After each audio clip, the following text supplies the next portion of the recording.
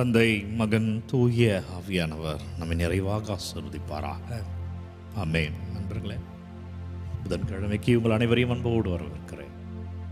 புதன்கிழமை என்றாலே சூசேப்பர் நாள். நண்பர்களே, வல்லமையான சூசேப்பர் ஜெபத்திலே நம் வாழ, குறிப்பாய் குடும்பத்துடைய பாதுகாவலராக இருக்கிற புனித சூசேப்பர் ஜெபத்திலே நம் ஆசீர்வாதமாக இருக்க குடும்பத்தை எல்லாம் ஒப்பு கொடுத்து ஜெபிப்போம். குறிப்பாய் ஒரு தாய் கடந்த சனிக்கிழமை நினைக்கிறேன் அந்த விண்ணப்பங்களெல்லாம் படிச்சுட்டு வந்தேன். ப்ரேயரில் இருக்கும்போது என் பிள்ளைகளை மீட்டருளும் என்று சொன்னார்கள். ஆண்டவர் அந்த பிள்ளைகளை எல்லாம் மீட்டருள்வாராம். ஒவ்வொரு கமெண்ட்டுக்காகவும் நான் ஜெபிக்கிறேன். அது குறிப்பாக இந்த நாளில் அது தோன்றியது உங்களோடு பகிர்ந்து கொள்ள. அந்த பிள்ளைகளெல்லாம் மீட்கப்படுவார்களா, இன்னும் வேணவெல்லாம் அனுப்பியிருக்கொள்வா. ஆண்டவருடைய கிருபையால் ஒவ்வொன்று அபிஷேகமாய் நடப்பதாக இறை வார்த்தை தரம் பாருங்க. இன்றைக்கு ஆற்றல் தருகிறார் கடவுள். இந்த சிந்தனையில் நம்ம தியானிக்கிறோம். இந்த இறைவனோடு இருப்பதே ஆற்றல் தாங்க. இந்த இறைவனை தேடி வந்தாலே அது ஆற்றல். அந்த கோயிலில் போய் அவர் சன்னிதானத்தில் நீங்க நின்றாலே அது ஆற்றல். அங்கே நின்று உங்களை ஒப்பு கொடுத்துட்டாலே அவர் தன் ஆற்றலை நமக்கு தருகிறார். வாழ்க்கையில் உள்ள தேவையற்றவை களைந்து அவர் நமக்கு தேவையான ஆற்றலை நம் மீது பொழிகிறார். எனவே இறைவார்த்தை திருப்பாடல் 18:29, உன் துணையோடு நான் எப்படையும் நசுக்குவேன். தாவீது அரசர் எழுதுகிறார் அந்த திருப்பாடல்ல 18:29 வார்த்தை, அவர்கள் பயந்து தான் செல்கிறார்கள், பெரிய பெரிய படைகளை பார்க்கிறார்கள், ஆனால் ஆண்டவர் துணை இருந்ததால் அவர்கள் வெற்றியை பெற்றார்கள். அவர்களே, உங்க வாழ்க்கையில எவ்வளோ பெரிய துன்பங்கள் இருந்தாலும், இந்த கணத்தில், இந்த நாள், இந்த நொடி வாழ்க்கையில் என்ன துன்பங்கள் இருந்தாலும் ஆண்டவர் துணை இருக்கிறார், அவர் உங்களோடு இருக்கிறார். அது வெற்றியாய் உங்கள் வாழ்க்கையில் அதை எதிர்த்து நீங்கள் வெற்றி காண்பீர்கள். அதுதான் அந்த வெற்றியை தான் சாட்சியா சொல்றாரு தாவீது அரசர். உன் துணையுடன் நான் எப்படையும் நசுக்குவேன். உங்களுக்கு முன்னாடி பெரிய மனிதர்கள் இருக்கலாம், பலம் வாய்ந்தவர்கள் இருக்கலாம், உங்களை காட்டிலுமாக அறிவியிலும் பொருளாதாரத்திலும் புகழிலும் உச்சத்தில் அவர்கள் இருக்கலாம். அவர் ஆண்டவர் உங்களோடு இருக்கிறார். அவங்களோட யாரை வேணா இருக்கலாம். நான் உன்னோடு உன் கடவுள் இருக்கிறார். நீ அந்த படையை வெல்வாய், உனக்கு எதிராக இருப்பவர்களை நீ வெல்வாய். இரண்டாவது வார்த்தை பாருங்க, அதை தொடர்ந்து வர வார்த்தை, கடவுளின் துணையால் எம்மதிலையும் நான் தாண்டுவேன். உங்களுக்கு எதிராக நீங்க வளரக்கூடாதுன்னு பெரிய மதில்கள் இருக்கலாம். உங்கள் வளர்ச்சிக்கு தடையாக எதை வேண்டாம் கொண்டு வந்து வைக்கலாம், எதை வேண்டாம் குறையா கொண்டு வந்து வைக்கலாம், எதை சொல்லி வேண்டாம் உங்களை அவர்கள் அழுத்தலாம். ஆண்டவர் சொல்றாரு, தாவீதோடைய வாழ்வில் இருந்து ஆண்டவரோட துணை இருந்தால் எந்த மதிலையும் நீ தாண்டலாம். நீ வளரக்கூடாதுன்னு அவர்கள் என்ன சொன்னாலுமே அதிலிருந்து வெற்றியை காணலாம், அதிலிருந்து அபிஷேகத்தில் நிற்கலாம், அதிலிருந்து ஆசீர்வாதத்தில் நிற்கலாம், கிருபையை நிற்கலாம். அதுதான் நண்பர்களே ஜெபம். அவர் ஆற்றல் தருகிறார். இன்றைக்கு இயேசு அதை தான் மையப்படுத்தி வேற ஆற்றலுக்காக அவர் நன்றி செலுத்துவோம். அப்பா நன்றி, வல்லவரே நல்லவரே மை துதிக்கிறோம். அப்பா ஆண்டவரே உமக்கு ஆராதனை செய்கிறோம். ஆண்டவரே, பிள்ளைகள் ஒவ்வொருவரையும் தோடுங்க ஆண்டவரே. நம்பிக்கையோடு இந்த ஆராதனை பார்க்கிற பிள்ளைகள், நம்பிக்கையோடு ஜெபிக்கிற பிள்ளைகள் ஆசீர்வாதம் காண்பார்களாக.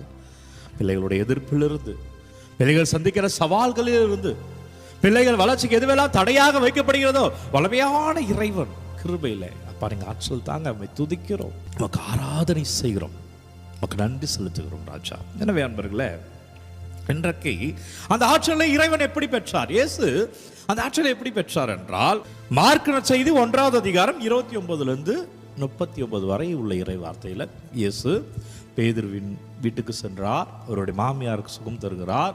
பல நோயாளர்கள் வருகிறார்கள், சுகம் தருகிறார். அதன் பிறகு இயேசு செய்ததுதான், அவர் விடிய காலையில தனிமையில் சென்றார்.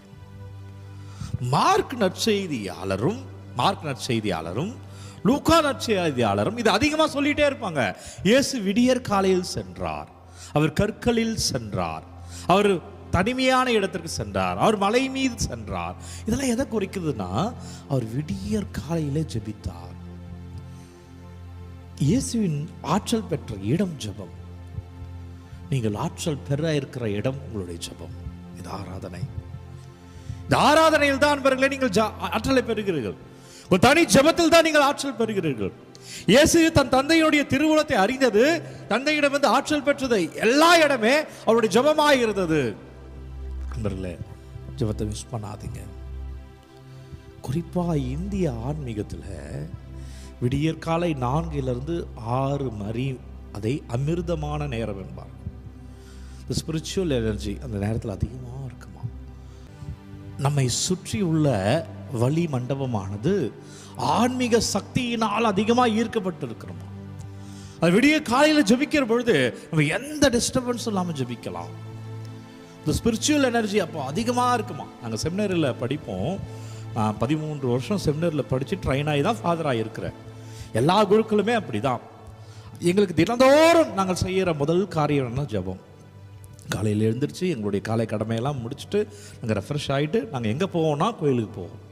கோயிலுக்கு போன மார்னிங் ப்ரேயர், தியானம், திருப்பலி. அதை முடித்ததுக்கு அப்புறம் தான் அடுத்த வேலை தொடங்கும். அதான் எல்லா குருக்களுமே செய்வார்கள் வாழ்நாள் முழுவதும். காலையில் அவரை தேடணும். இயேசு பாருங்க, விடியற் காலையில் தனிமையான இடத்துக்கு செல்கிறார். அவர் விடியற் காலையில் ஜெபித்தார். ஆற்றல் கிடைக்குங்க. நீங்க எதுல போராடிட்டு இருக்கீங்களோ அதை விடுதலை அடையலாம். எது மாறணும்னு நினைக்கிறீங்களோ அதை அவர் மாற்றுவார். ஜெபத்துல வாங்க, அவரை தேடுங்க. இந்த சமூகத்தில் வெற்றியை காணலாம். இந்த சமூகத்தில் ஏற்ற தாழ்வுகளை கலைக்கலாம். இந்த சமூகத்தில் உள்ள இது தீவினை என்பதை அறிந்து அதற்கு எதிராய் செயல்படுகிற ஆற்றலை இறைவன் தருகிறார். நம் மூலமாக பல நன்மைகள் ஏழைகளும் நம்மை சார்ந்துள்ளவர்களும் அடைவார்கள். அந்த ஆற்றல் இவர்கிட்ட தான் கிடைக்கும். ஜெபத்தில் இருங்க. ஜெபிப்போமா? நன்றி அப்பா, வல்லவரே நன்றி, நல்லவரே நன்றி. ஒவ்வொரு பிள்ளைகளுக்காக ஜெபிக்கிறேன் ஆண்டவரே. ஒவ்வொரு பிள்ளைகளும் பாதத்தில் வைக்கிறேன் அப்பா. ஆண்டவரே, நீ விடுவிப்பீராக. ஆண்டவரே, நீ வழி நடத்துவீராக. ஆண்டவரே, ஆற்றல் தருவீராக. எதெல்லாம் ஆற்றல் வேணும் ஒப்பு கொடுங்க. வாழ்க்கையில் எதுல இருந்து ஆற்றல் வேண்டும் ஒப்பு கொடுத்து கேளுங்க. ஆண்டவரே, எனக்கு இதுல ஆற்றல் கொடுங்க. ஆண்டவரே, தடையிலிருந்து நான் நிக்கணும். தாவீது சொன்னாரோ, உன் துணையோடு நான் எம்மதிலும் தாண்டுவேன், உன் துணையோடு எப்படையும் நசுக்குவேன். அப்பா, நான் தாண்டணும். கேளுங்க, ஒப்பு கொடுங்க அப்பா. என்னவெல்லாம் பிள்ளைகள் ஒப்பு கொடுக்கிறார்களோ, என் தோல்வியிலிருந்து மீண்டு வரணும்னு ஜபிக்கிறார்களோ, அப்பா ஒப்பு கொடுக்கிறேன். ஆண்டவரே, நீர் ஆசீர்வதிப்பீராக. ஆண்டவரே, நீ வல்லமையில தொடுவீராக. ஆண்டவரே, கிருபை இந்த பிள்ளைகள் காண்பார்களாக. அப்பா, உமக்கு சாட்சியமான பிள்ளைகள் இருப்பார்களாக. வல்லமையான இறை கிருபையில் நீங்கள் அனுப்புகிற ஒவ்வொரு விண்ணப்பங்களையும், ஒவ்வொரு ஜெப தேவைகளையும், கமெண்டில் அனுப்புகிற ஒவ்வொரு விண்ணப்பங்களையும் அப்பா பாதத்தில் வைக்கிறேன். பிள்ளைகள் அனுப்புகிற ஒவ்வொரு விண்ணப்பங்களையும் பாதத்தில் வைக்கிறேன். குறிப்பாய் குடும்பத்தோடைய நாள் இப்படி சுசேப ஜபத்தில் என்னவெல்லாம் விண்ணப்பங்கள் அனுப்புகிற பாதத்தில் வைக்கிறேன். வல்லமையான இறை கிருபையில் உங்கள் குடும்பம் விடுவிக்கப்படுவதாக. என் மகனே, மகளே, இயேசு கிறிஸ்து திருப்பெயரில் உன்னுடைய விசுவாசத்திலே நீ ஆற்றல் பெறுவீராக. ஆண்டவர் உன்னை நிறைவாய் ஆசீர்வதிப்பாராக. நீரும் வீட்டாரும் வாழ்வீர்கள். வல்லமையான இறைவனுடைய அருளை பெற தலைவணங்கி ஜெபிப்போம். எல்லாம் வல்ல இறைவன் நம்மை தந்தை, மகன், தூய ஆவியார் நம்மை நிறைவாக ஆசீர்வதிக்கிறார். நீ ஆற்றல் பெறுகிறாய். நீரும் உன் வீட்டாரும் மகிழ்ச்சியாய் வாழ்வீர்கள். இந்த நாளும் இனிய நாளே. அன்பர்களே, ஒவ்வொரு நாளும் விடியற் காலை 3 மணிக்கு இந்த ஆராதனை வழங்கி கொண்டிருக்கிறோம். யாருக்கு தேவை என்று நினைக்கிறீர்களோ அவங்களோடு பகிர்ந்து கொள்ளுங்க. உங்கள் விண்ணப்பங்கள் எல்லாம் கமெண்டில் அனுப்புங்க. உங்களுக்காக நான் ஜெபிக்கிறேன். குறிப்பாக இன்றைக்கு போகி திருநாள். எனவே உங்கள் வீட்டில் உள்ள தேவைகள் அனைத்தும் மாறி புதுமை பிறக்கும். நல்ல சிந்தனைகள் வரும். அதான் பழையது போய் புதியது வரணுன்றது தான் போகி. எனவே நல்லது நடக்கும், புதுமைகள் நடக்கும். தமிழர் நாளை கொண்டாடுவோம். நாளைக்கு பொங்கல் திருநாள். உங்கள் எல்லோருக்கும் பொங்கல் திருநாள் வாழ்த்துக்களை ஒரு நாள் முன்பாகவே தெரிவித்துக் கொள்கிறேன். God bless you. Take care.